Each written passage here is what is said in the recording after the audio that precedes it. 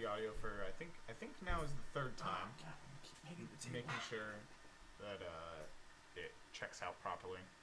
Um, Sorry about all these issues here.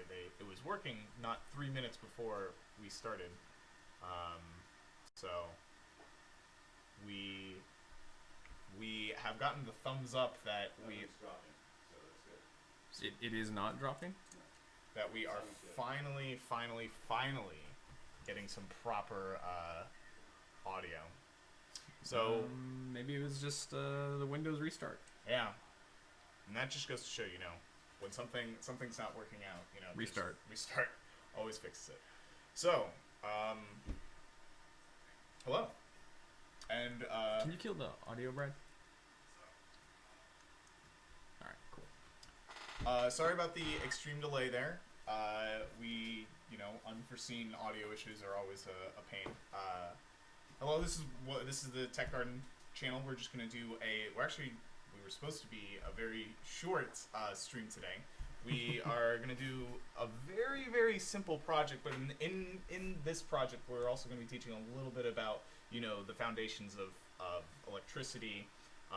What is a breadboard? Things like this. So we're gonna create an LED flashlight, Yep. and thankfully we have an on-staff, local expert, if you will, on all things electronics.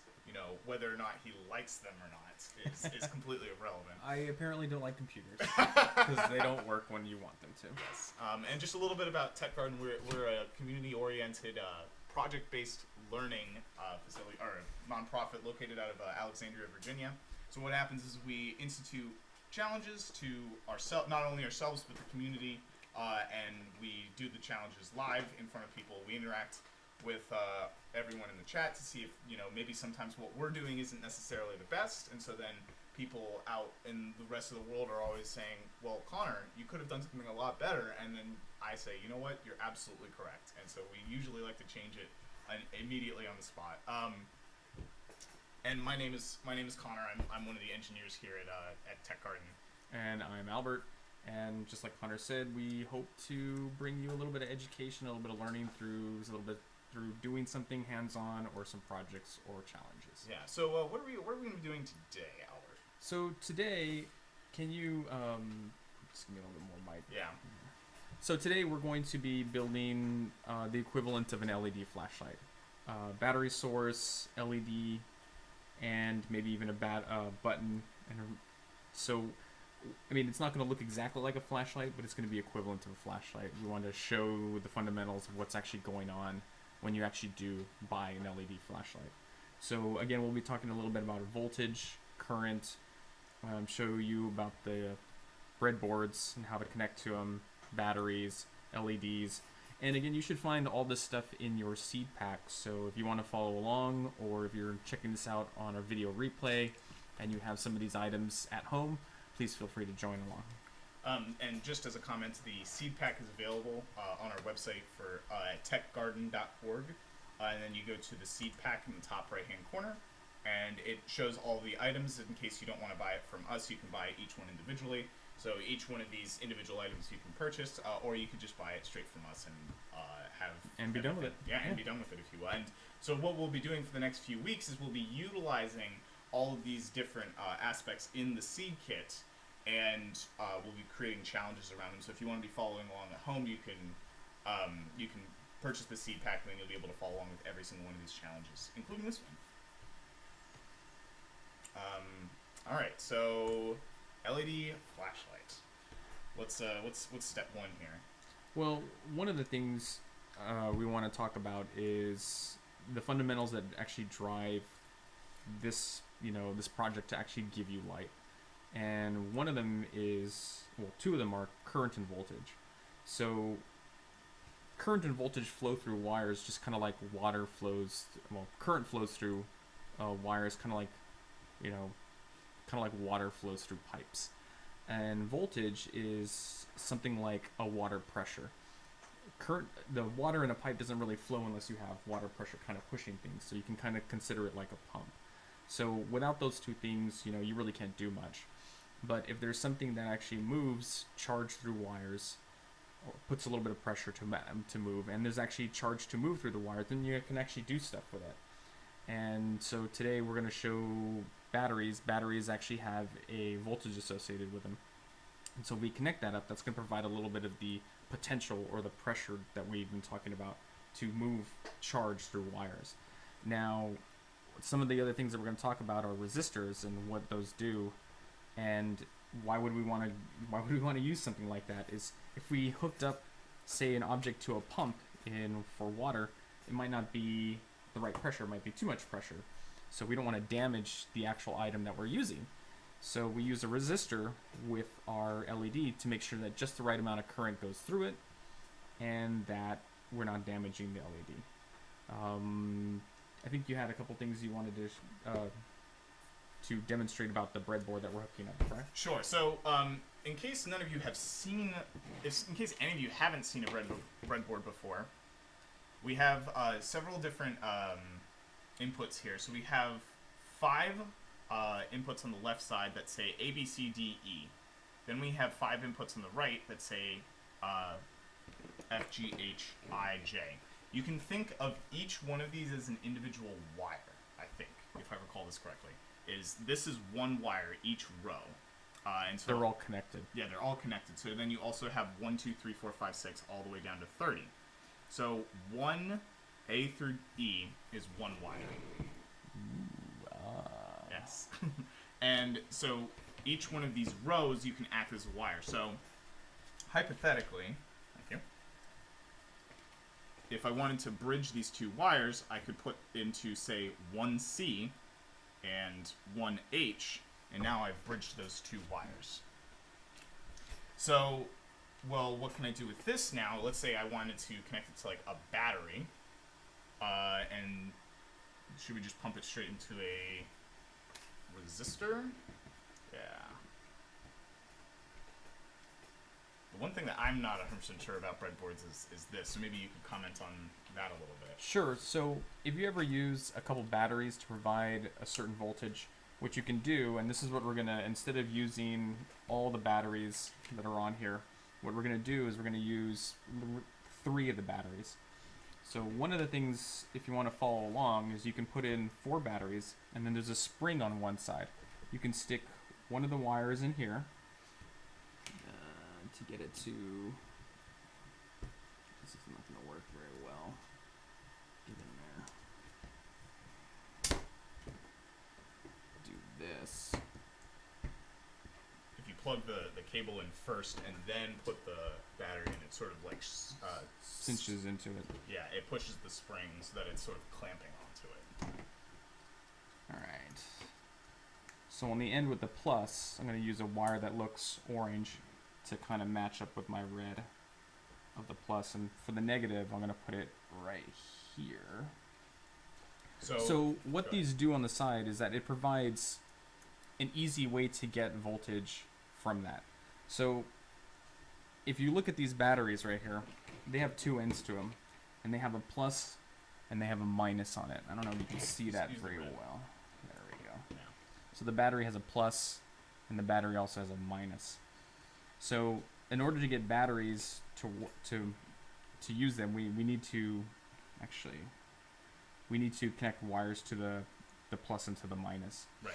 And so current positive charge actually flows out of the positive end and then will return back to the negative end.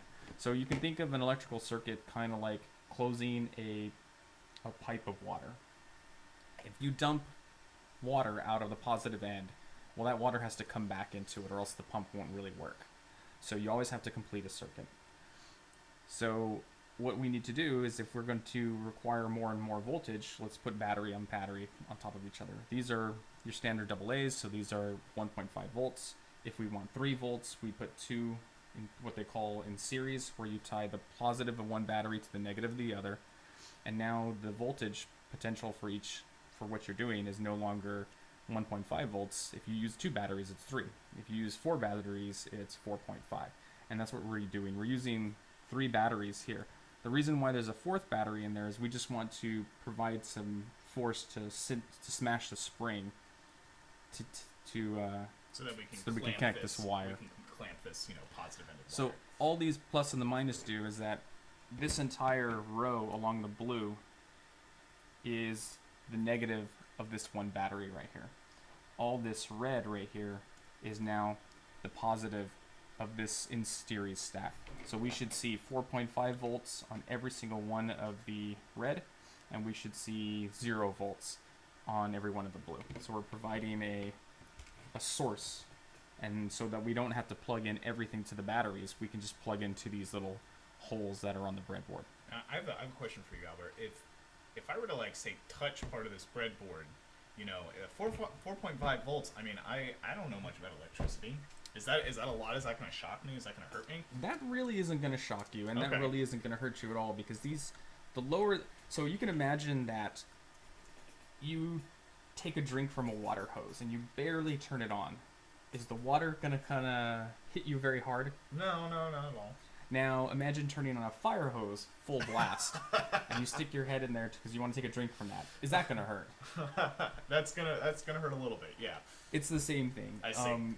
The higher the potential, or the higher the voltage, that means the more that electricity wants to go from one place to another. If you look at the power that's in the walls, that's 120 volts. That's actually dangerous. You should be very careful when handling the power that's on the wall. That is a garden hose. Yes. But for 1.5 volts, maybe up to 5 volts, and maybe even up 6 to 12, it's not that bad. The only difference is that you can't consider only voltage only. During the winters, I walk across a rug. I touch something metal, what happens? Static electricity. Right, you get a little bit of pop and you get a little bit of a shock. Static electricity is actually in the hundreds to thousands of volts, but why does it not hurt? Is because there's so little current going across it, it really doesn't do anything. I mean, yeah, sure, it stings a little bit depending upon, how long you've been sitting there rubbing your feet on the rug, but it's not that bad for you because there's not a lot of current that actually goes from you to the actual knob. So, Right. So when you consider risks, you have to consider what's the voltage? How badly does charge want to get from one place to another, and 2, how much charge is actually moving. Right. So car batteries are 12 volts. If you touch both terminals, nothing's going to happen. But if you lay a piece of metal on it, it's going to get very sparky because there's a lot of current going through. There's hundreds of amps going through that. So that's a lot of charge. So be very careful when dealing with car batteries, motorcycle batteries, or go-kart batteries or anything like that. So Right. just don't touch anything metal on. All right. So we need to make this LED flashlight. So I want to just plug the LED in, but you're telling me that might be, for your analogy, that might be too much water pressure. Yeah, and also too much stuff going through it, too much current going Right. through it. So everything, you can imagine that if I took a pump for water and I just let it go through a hose, that means as much current that the pump can dump out of it is just going to return back to the pump. If you plugged a hose from the output of the pump to the input of the pump, Right. that means just whatever water possible can go out of it, it's going to come back in. It's just going to be maximized. But if Right. that amount of water is too much for, say, I don't know, maybe you wanted to run like a little mill to grind something, Right. then that would be too much, right? I see. So that's one of the problems. These batteries can actually push out more current than this little LED can be happy with. So Science Family just chimed in and said that we may or may not need a resistor. I like it. So let's go back to our pump analogy again. If we have a pump that's dumping out water into a hose that can let as much water of it go through it, the analogy of a resistor is the hose actually gets shrunken down to restrict the amount of current or the amount of water that can flow through it. I mean, we could try and make the wires smaller. Do you think we could do that? Unfortunately, wires, if I did this and I pinched my wire, I'm not going to stop the current that's going through it. Unless I actually break the metal that's going in there, I see. the current will find a way. Well, I mean, resistors. Okay. I know. I guess we could use resistors. I think we're going to have to go ahead and do that. So if we use a resistor, this is going to limit how much current's going through it. And you should have one of these in your seed pack. And if you look really carefully on these, it's going to be a little hard to see on the webcam. There's a couple of markings on it. Push it closer to us. I don't know if that's going to quite work. But you should see some markings on it. And if you search online for resistor markings code, you'll find out how to decipher what these are. And the one that we're looking at right now is 200 ohms. Worst case scenario, if you don't have that available or you're still curious about what it is, use something like this. This is called a multimeter. And you can connect it to your resistor and check that, and then you can find out what the resistance of that is. So you don't want to use a very small resistance like a 1 ohm resistor because it's not going to provide enough resistance to the current that wants to go through it.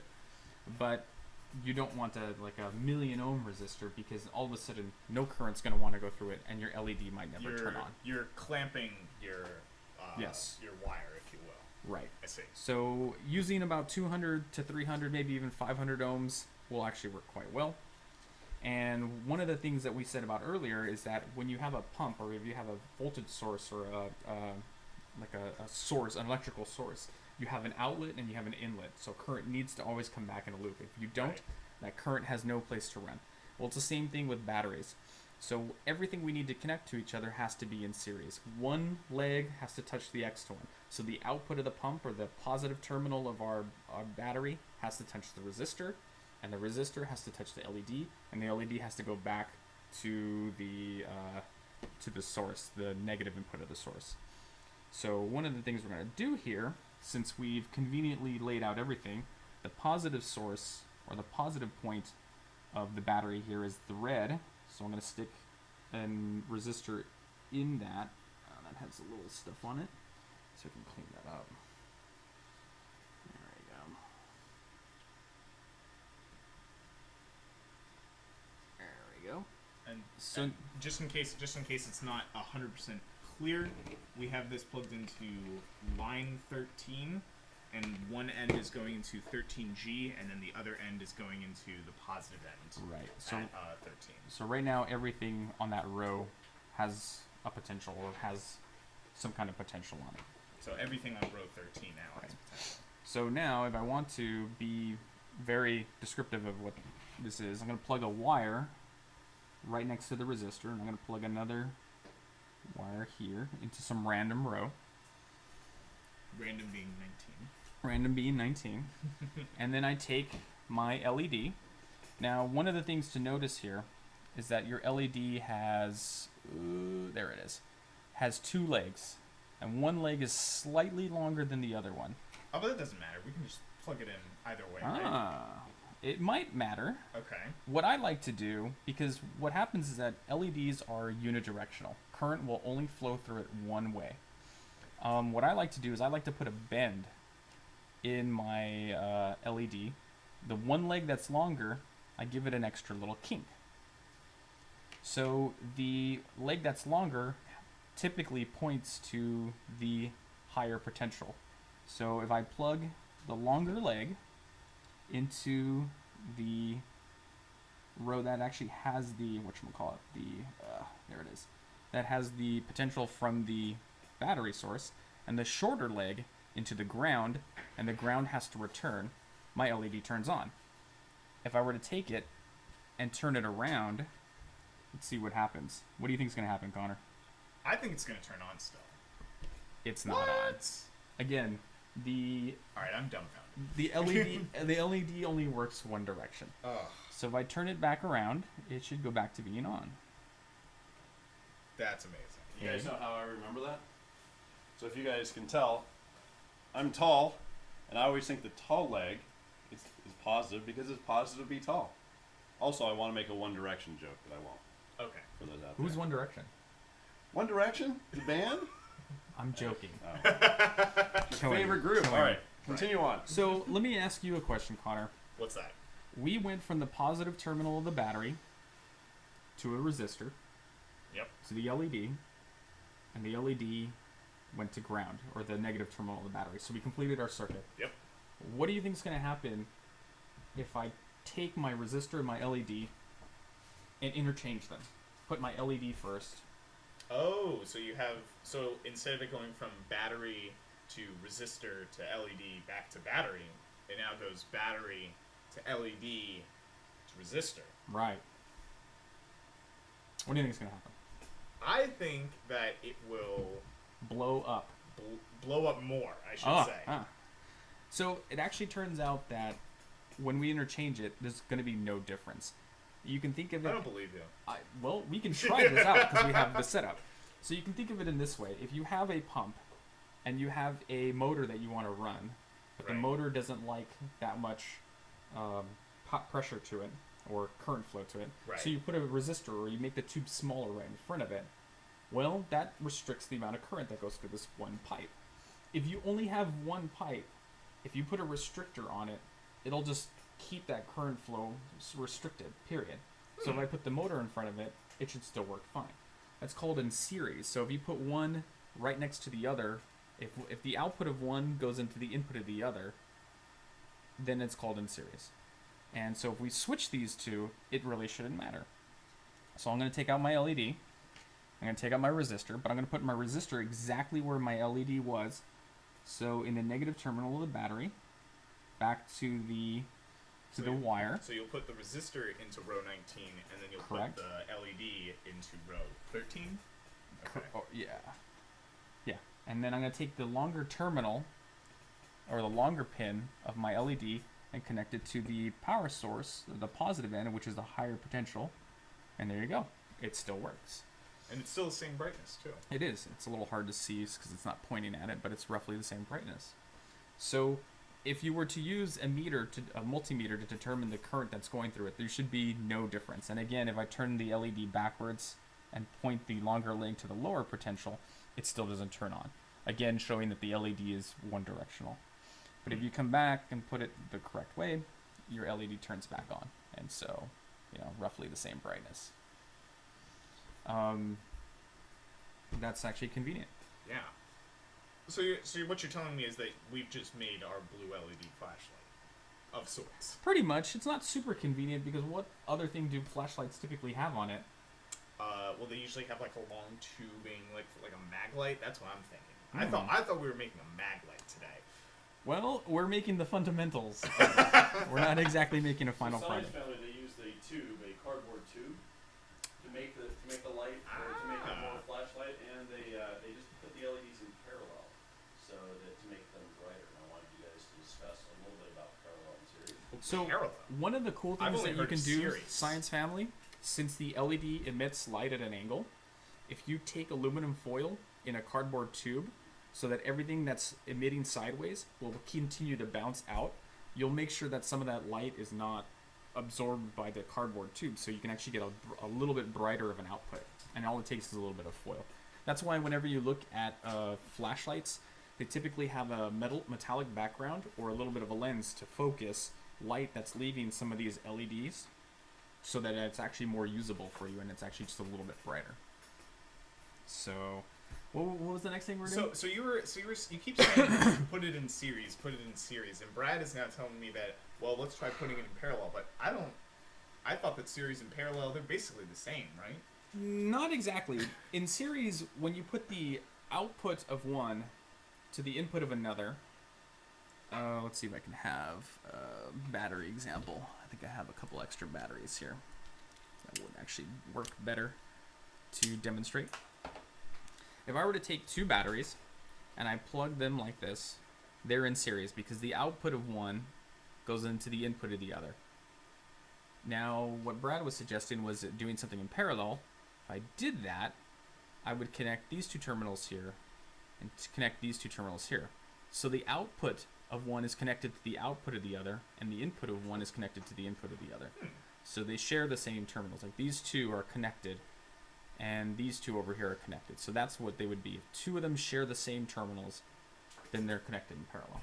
I see. Not connected in series. And for batteries, what's interesting is if this is 1.5 volts and this is 1.5 volts and I connect them in series, the potential between these two, Voltage.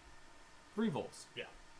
Now, if I have this is 1.5 volts and this is 1.5 volts and I connect them in parallel, remember these two are connected and the one over here are connected, what's my voltage across here? It's still 1.5 volts. But the nice thing of doing that is that this could put out only a certain amount of current, but this can put out only that same amount of current. When I connect them in parallel, I get out twice as much current. I see. So for batteries, it's useful to put things in series to get more voltage, but it's also useful to put things in parallel to get a little bit more current. Because if I want to drive a motor, maybe this battery isn't going to do it. But if I put two of them together in parallel, maybe that might give me enough power to drive my motors. I see. And so like what's let's say that you have this in this setup and one of them accidentally shorts out before the other one. One of them is like dead before the other one. Does the whole circuit just blow up because of that? It doesn't do anything. Unfortunately, if you have one dead battery in this configuration, remember, you have to have current going through its entire system. If one of them is dead and it's not allowing current to go through it, Then it's like there's no wire there at all. correct. I But see. if you're like this and one of them dies out because they share the same terminals, this one, it's just not going to provide any current. You're not going to get the current amount that you want, I see. as long as it doesn't fail in a short circuit. Well, I think that we need to actually see this in action. You think that we could maybe like set up? I think I can put another LED. Again, I'm going to take my longer terminal and bend it so that it's just slightly there. I think it might be, I don't know if it's the same color or not. There we go. So now I've got two. So, Science Family, if you're wondering whether it gets twice as bright, two things actually do turn on. But unfortunately, the same amount of current goes through it, almost identical. There's a little bit of a change. So if you know, I mean, it's really hard to see here. If I do this, it actually gets a little bit brighter when I unplug the other LED. And when I plug it back in, it gets a little dimmer. Yeah, you can see. It actually shows up really well on the webcam. Yeah, that's impressive. So even though you're adding an extra LED, what you're doing is you're taking the same limited amount of current that's going through the pipe and branching it off into two directions and saying one goes through one LED and one goes through another LED. And once they come out of the LED, they come back together again, and then they go through the resistor. Now, if you're using two LEDs and you want to get more current so that both LEDs are operating at a higher, performance, so you get more light out of it, Brightness, yeah. take the resistor and change it out for a smaller resistor so that you will allow more current. Because now all of a sudden, let's say your current limit for the LED is half an amp. Mm-hmm. And when you put two LEDs in there, maybe it's not half an amp that's flowing through it. Maybe it's now a quarter of an amp. Well, you can change that resistor so that you can actually get more current flowing through it, because now you want to operate your LEDs closer to the limit so that you can actually get as much brightness out of it as possible. And you can see this happening as you add more and more LEDs in parallel. They'll all get dimmer and dimmer and dimmer. Interesting. Maybe we could show a very simple circuit for series and parallel. So what would happen, say, if we put two of the LEDs in series right now? So if I did two in series, let me reconfigure a few things. So I'm taking the output of one and putting it into the input of the other, and then I'm taking the output of another, whatchamacallit, and to the input of another. Now, why didn't that turn on? This is a trick question. This is a little bit more of an advanced topic, other than just normal current and normal. It should be turned on, shouldn't it? Actually, no. Is it because there's too much resistance? Not exactly. Okay. Okay, so there's a unique characteristic. LEDs are not very normal acting devices. Photoelectric effect. No, Right. not really. Not really. No? Okay. So one of the things that are really interesting about LEDs is that they're called light emitting diodes. And the key term in that is diodes. And a diode has a very interesting property to it.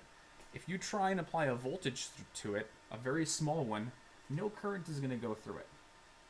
So it acts like there's not a wire there. Like there's not a wire there. But if you slowly increase that up to a certain point, and it's called a switch on voltage or a threshold voltage, it's going to let a lot of current go through it. And it's almost like a short circuit, almost like a wire in there with very little resistance. So there's a point which turns on. And light emitting diodes, that voltage is much greater than diodes that don't emit light. So maybe you need at least 2-3 volts to turn this one on. I see. And if you need 2-3 volts to turn another one on, we just don't have enough voltage. we don't have enough voltage. So if you want to put more batteries in there to allow that to happen. So now one of the things we could do is we could see if, actually that might not work very well because that might allow a current.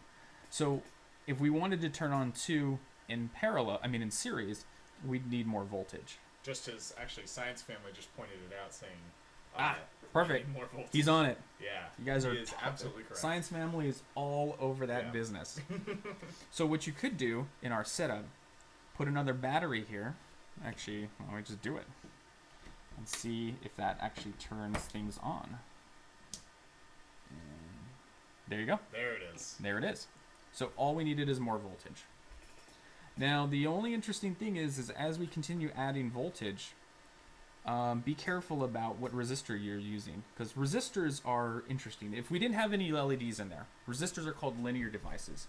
If I take a resistor and put it onto a battery, if I double the voltage, I double the current going through it.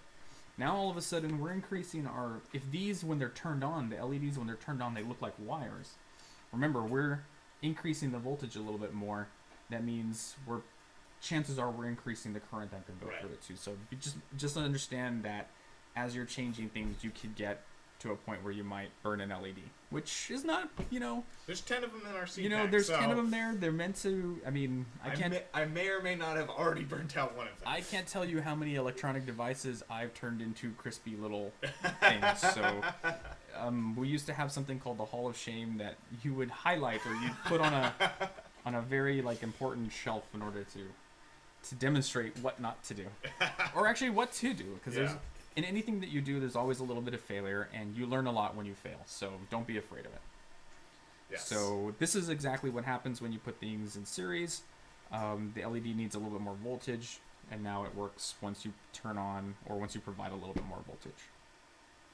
Why don't we throw it for a twist? You keep talking about potential and needing a certain amount of it and things like that. So what if we were to say like what if I wanted to be on command, be able to shrink or expand the the current that flows through it, or the potential that flows through it? Can we do that in any way? Actually, you could. Let's go back to our regular setup, and let me get that out there. You want just one LED? Yeah, just one LED. Let's see if we can get this to sit in there. Yeah, that'll work. Okay, perfect. So inside your seed pack, there is this device. It's called a potentiometer. A potentiometer is pretty much a variable resistor. So if you look at the potentiometer, there's 3 pins, and between these 2 pins right here, the very end ones, it's kind of hard, blurry, between these 2 end pins, that's actually the resistor. So you can look at it like this right here. It's just the resistor that goes through it. Oop, there we go. Now the center pin is called it's the wiper. And if you look at the resistor, like a windshield wiper? Almost. Okay. So if you look at the resistor, if you were to take a third lead and to touch it right in the middle, you would get, that's a little blurry. You would get half of the resistance. If you move it to one end, you would get very little as the resistance. If you move it to the other end, you would actually get almost all the resistance. So that's what's happening here. This center pin is physically being moved to different points of the resistor so that you get a different resistance. So if I look at this pin right here and the center pin, and I call that my resistor, as I move this dial, I should see the resistance change. So we can take out one of these here, and we can plug in our resistor, our potentiometer. Now what I'm doing is I'm taking one of the end pins and I'm connected into the same row as the LED, and I'm going to move my regular resistor so that it's in line with the last pin. Oh, with the center pin. Oh, with the center pin. Okay. With the center pin, my eyes aren't so great. Okay, so now it kind of turns on. But as I change my potentiometer, my LED changes brightness. So what I've created is a variable resistor that has a minimum resistance of the resistor that we're using. The only reason why I don't want to not use that one resistor, because if I turn my potentiometer all the way down to 0, what might happen when I connect it to my LED? Really? I might put more current than the LED has in it. That may or may not be why my LED popped then. There we go. I was a little confused There as to we why go. mine did. So having a little bit of minimum resistance in it in case you turn it all the way. See, if I had it in this setting, which is 0 resistance from the potentiometer, it would see no resistor if I didn't have it there. Right. So I might run way too much current through it.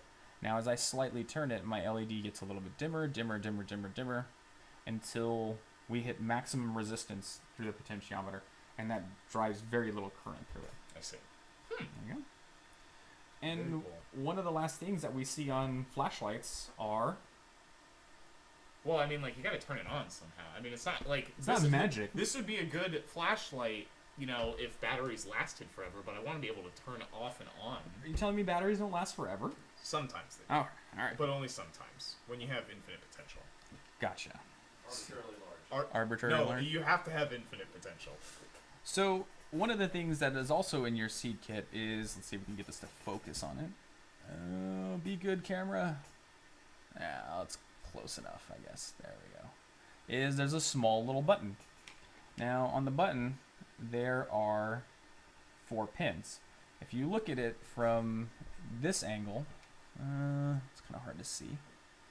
The 2 pins that are closest to you are connected. But if you turn it on the side one where you don't see the bends, the 2 pins that are closest to you are not connected. They will connect once you push the button. Ah, I see. So the way you might want to set it up is plop it in your breadboard, like that's actually not going to work because I can't see that. Let's do this. If you plop it in the middle of your breadboard, and you take the output of the resistor over to one of these pins, and then take one more pin to actually connect it back to ground, it shouldn't turn on. And if it does turn on, that just means you chose the pins to do that. And then when I push the button, it slightly turns on there.